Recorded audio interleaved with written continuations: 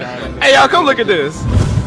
হাঁটতাছি হঠাৎ করে মনে পড়লো আমার একটা ঘড়ির ফিতা কমাইতে হইব, তাই ঘড়িটা নিয়ে আমি অফারে যাইতেছি।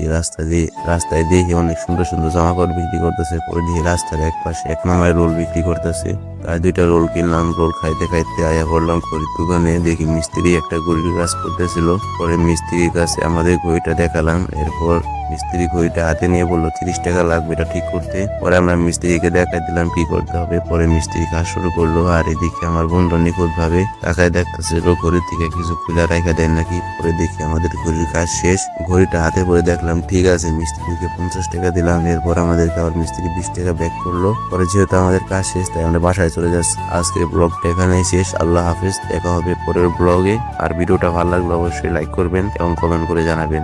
ধন্যবাদ।